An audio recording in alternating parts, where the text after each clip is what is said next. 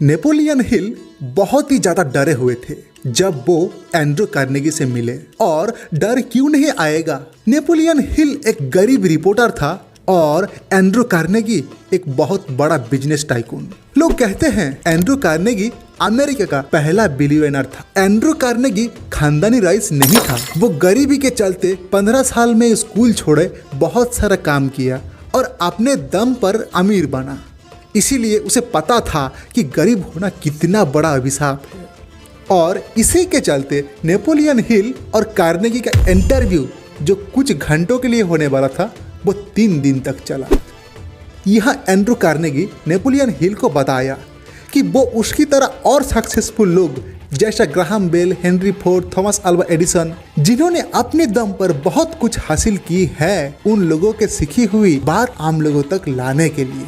क्योंकि जो लोग अमीर बनना चाहते हैं वो सब इन सक्सेसफुल लोगों का फिलोसफी जानकर जल्दी अमीर बन पाए। और इसीलिए ऑथर अगले 20 साल 500 से ज़्यादा सक्सेसफुल लोगों से मिलकर अपना रिसर्च को कंपाइल करके ये बुक लिखा, थिंक एंड ग्रो रिच, जिसने वो पूरा रिसर्च को 13 प्रिंसिपल में बांटा है। वो 13 प्रिंसिपल जो कोई फॉलो करेगा वो कुछ भी हासिल कर सकते हैं, पैसा, सक्सेस, फेम, सब कुछ।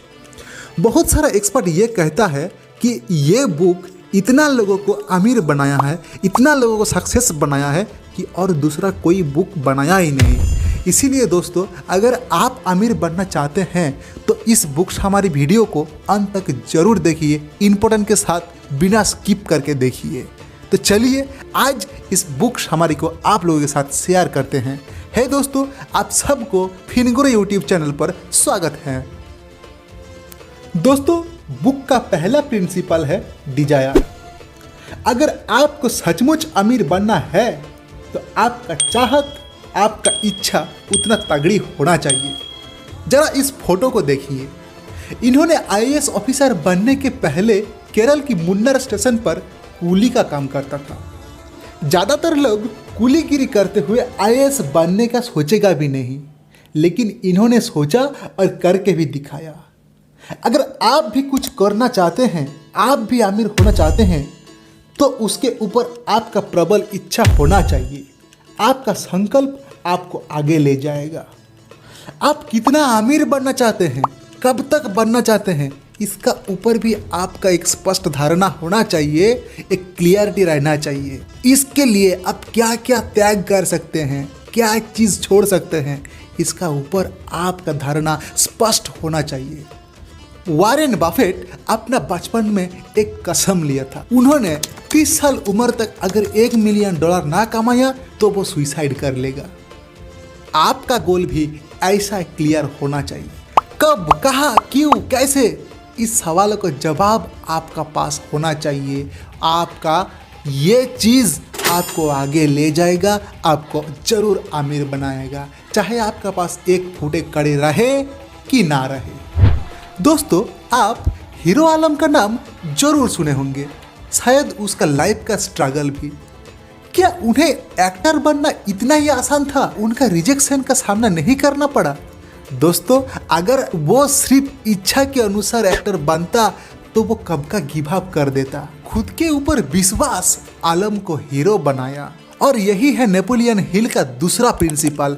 आप जो काम करना चाहते हैं उस काम के ऊपर विश्वास होना चाहिए कि ये मेरे द्वारा संभव है। अगर ये विश्वास आपके अंदर नहीं होगा तो आप कुछ बन नहीं पाओगे। तो चलिए आगे बढ़ते हैं तीसरे प्रिंसिपल की तरफ।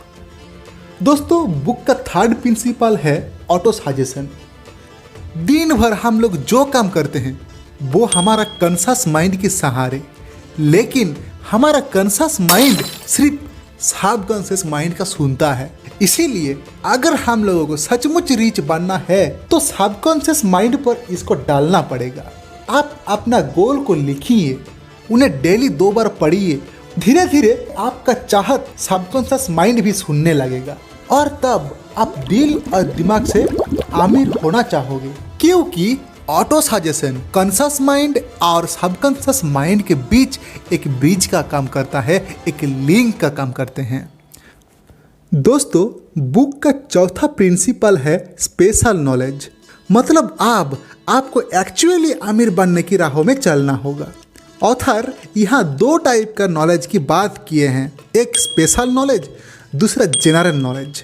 एक बार एक लड़का ज्वेलरी शॉप में जाकर एक नकली हीरा बेचने की कोशिश की। दुकानदार लड़के का चाचा लगता था, इसीलिए वो भतीजा को बोला, बेटा अभी बाजार ठीक नहीं है, इसका अच्छा दाम नहीं मिलेगा, तुम एक काम करो, मेरे दुकान पर काम करो, बाद में मार्केट ठीक होने पर ये डायमंड तुम बेच देना।